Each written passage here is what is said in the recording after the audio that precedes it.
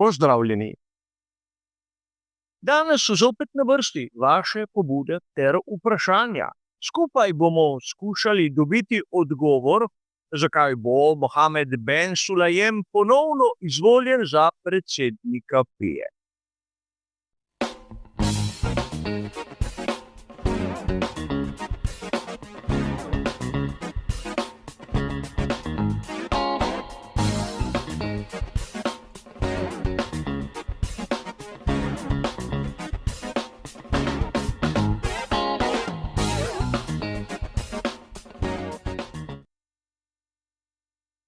Verjamem, da sedanji predsednik FIE mnogim navdušencem ni všeč. Predvsem zaradi tega, ker je aktiven, ker se ukvarja z raznim dogajanjem tudi v svetu Formule 1. Enostavno, če nekdo, ki dela zanj, mu ni všeč, ga preprosto odpusti. In marsikdaj bi lahko dejali, da se tudi mi, navdušenci z njegovimi odločitvami, ne strinjamo, ampak ne smemo mu oporekati tega, da je aktiven. Naprimer, za razliko od onega, kar smo videli pri njegovem predhodniku, Jeanu Todtu.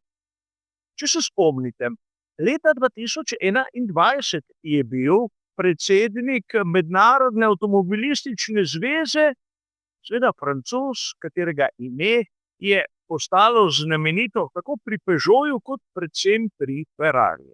Ampak po Abu Dhabiju je hotel zadeve enostavno pomesti pod preprogo, ker je bil na koncu mandata in se ni želel ukvarjati s tistimi dogodki. A ko je nastopil svojo vlogo Mohamed Ben Sulayem, smo takoj videli seveda raziskavo in tudi zaključke, ki so nam bili lahko všeč ali pa ne. A verjamem, da ste vsi vi zasledili v raznih virih, ki se ukvarjajo s Formulo 1, da je nesojena švicarska kandidatka za novo predsednico FIE, Laura Villars, podala tožbo na francosko sodišče.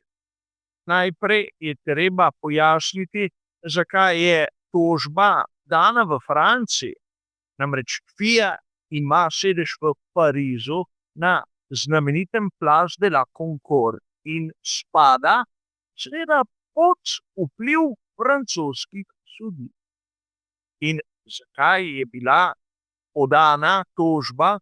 Ker po mnenju mnogih kandidatov, ki so odstopili tudi pri FII, je onemogočeno demokratično delovanje, demokratičen izbor novega predsednika.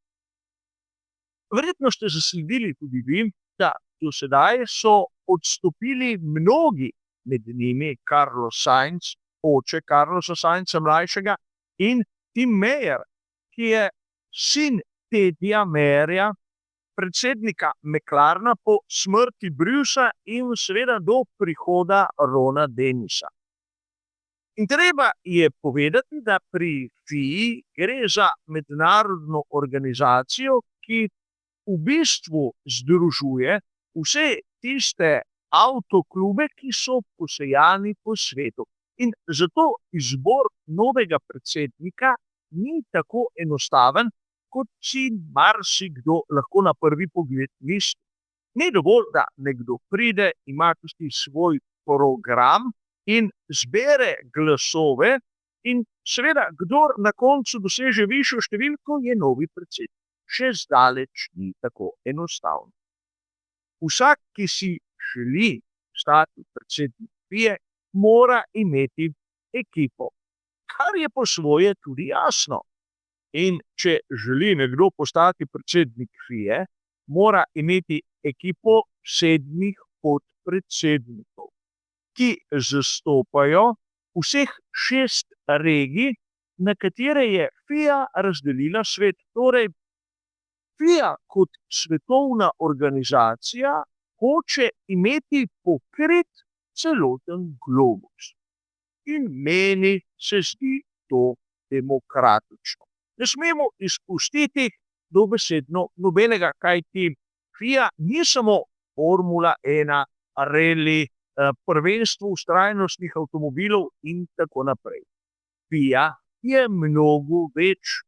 Namreč njihova prisotnost je lahko razvidna tudi v tistem vsakdanjem prometu, v akcijah za varno vožnjo in še bi lahko naštevali. Zato biti predsednik FIE pomeni bistveno več kot nekdo, ki se ukvarja s tistimi pravili Formule 1, kot marsikdo od nas nekako na prvi pogled smatra. A zakaj je prišlo do takšnih konfliktov, do tožb? Ker je sistem v FII takšen, da ne omogoča v tem trenutku nikomur drugemu kot Mohamedu Ben Sulayemu, da bo izvoljen. Zakaj? V regiji Južne Amerike imamo samo enega kandidata oziroma eno kandidatko, ki je lahko izvoljena na mesto podpredsednika oziroma podpredsednice. In priimek te kandidatke je vsem nam navdušencem Formule 1 dobro znan. Gre za Fabiano Ecclestone, sedanjo ženo Bernieja Ecclestona. In tu bi lahko dejali, da mi navdušenci, verjetno vsaj po imenu, bolj poznamo njegovo bivšo ženo Slavico, ampak to ni važno. Fabiana Ecclestone je predstavnica za Južno Ameriko in je v ekipi Mohameda Ben Sulayema. Ampak nima nobenega drugega, ki bi lahko pristopil v ekipo enega izmed nasprotnikov. Zato smo lahko videli, kako je že pred meseci od kandidature odstopil Carlos Sainz, pred nekaj tedni smo videli, kako je Tim Mayer zapustil to borbo in seveda pri tej odločitvi bil izjemno glasen. Že on je začel z tistim pripovedovanjem, ko pri FII niso demokratični. In sedaj seveda smo videli tožbo. In 10. novembra se bodo začela zaslišanja na francoskem sodišču. V začetku decembra je predviden tisti volilni sestanek, kjer bodo zbrali novega, ampak v resnici starega predsednika te organizacije. In tu se lahko začnemo spraševati, je res v sistemu FIE nekaj nedemokratičnega? Bi bilo bolje, da bi del sveta enostavno izpustili?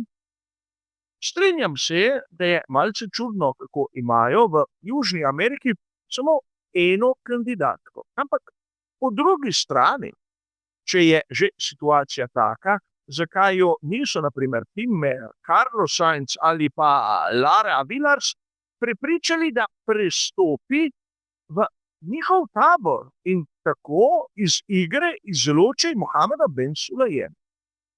Seveda zadeva, ki mnogim lahko ni povšeč, ampak pravila so takšna. In tu ne smemo mimo nekega dejstva. Bernie Ecclestone, kljub izjemno visoki starosti, ima še zmeraj ogromen vpliv na svet avtomobilizma in posredno tudi motošport. V času njegovega največjega vpliva je bil seveda predsednik FIE, njegov prijatelj Max Most, ki ga je nastavil tudi sam Ecclestone na ta položaj.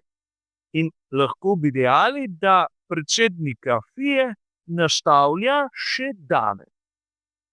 Sedaj lahko diskutiramo o tem, ali vam je Mohamed Ben Sulayem všeč ali ne. Sam se z njim marsikdaj tudi ne strinjam, ampak priznam mu nekaj. Je aktiven. Čeprav gre morda kdaj pa kdaj tudi v kakšno malce napačno smer, spomnimo se kaznovanja zaradi uporabe kletvic, je pri tem dosleden, dela sistemsko in v bistvu postavlja neke standarde. Nekaj, kar pri njegovem predhodniku, kot sem povedal, Jeanu Toddu, enostavno nismo videli. Tam se absolutno ni dogajalo nič. A kot kaže, bo Ben Sulayem dobil nov mandat. Sedaj pa verjamem, da marsikdo se bo pritoževal nad tem, nekaterim so se pritožili celo na sodišču. Ampak tako je, takšen je sistem, in če je bil dober do sedaj, ne vidim, zakaj kar naenkrat bi postal nedemokratičen. Ampak, kot ponavadi, moje mnenje in moj pogled.